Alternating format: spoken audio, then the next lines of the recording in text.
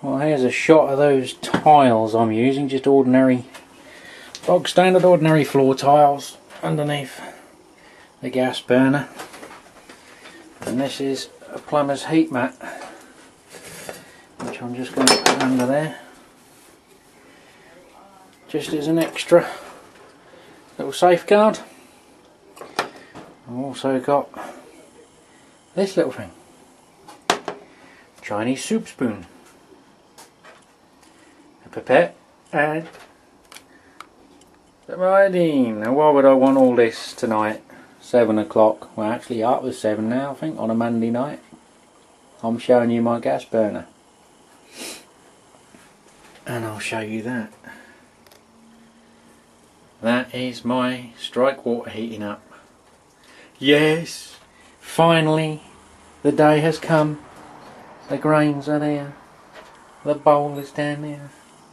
The HLT is plugged in. The mash tun is washed and ready to go. It's time. It's all grain time. Well, I told you I'd find a use for that big old mixing bowl, didn't I? Well, if you're going to make one, you might as well be drinking one. Thought I'd have a little change, try some other brews. So, got this one tonight, amongst others. Water's in, just preheating the tun. Whoa, it's nice and steamed up now. I've noticed one little thing, not that you can see it.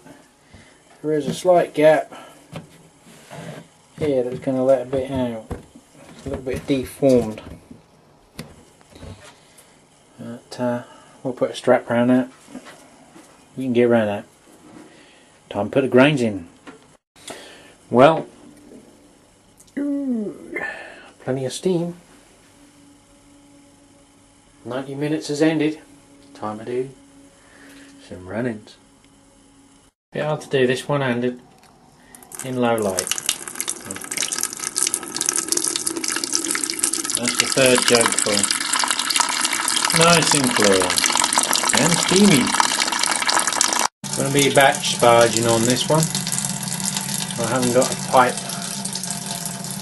big enough to fit that big old thing at the bottom there, and then reduce it down to my little sparge arm. So we're just going to do it batch sparge styling. Second run-ins. First lot's on the pot, heating up, about 80 degrees. It won't be too long before we can get to the boil and start those hop additions.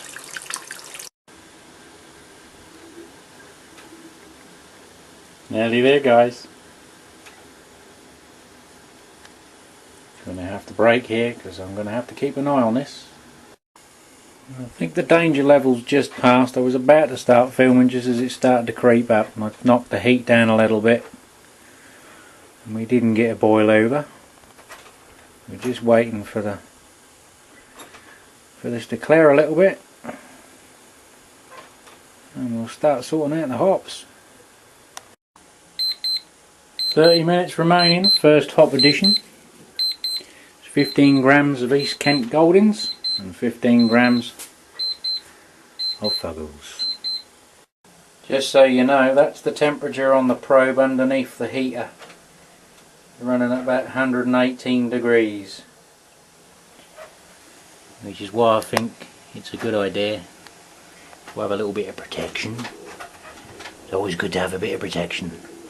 Well, now coming up to 15 minutes remaining, I'm going to whip those hops out. Just pop the water chiller in, pop the hops back in, do the last addition of another 15 grams of East Kent Goldings and some Irish moss. Run her on for 15 minutes. Here we go. Water chiller's been on a few minutes. Already knocked it down to about 75 degrees, so the water chiller's working well. Did have a slight problem. Another thing you can see, the reason I put the bends on it is so if it does drip, it doesn't drip in the pot. But the outlet pipe got so hot it melted, and as soon as I turned it on, it pissed water everywhere. Luckily I had the spare one off the other one. So note to self, maybe change for brass ones. Well, it's got down to there in probably less than 15 minutes from 100 degrees. So I'm pretty impressed with the old chiller coil. So it'll soon be time to transfer it into the FV. I've just got that all sterilised. So we better crack on. Catch you later, guys. Well, experimental brew, so we might as well try and see what this yeast is like. Let's crack on. Ooh, one day you'll be bare. Smell them hops.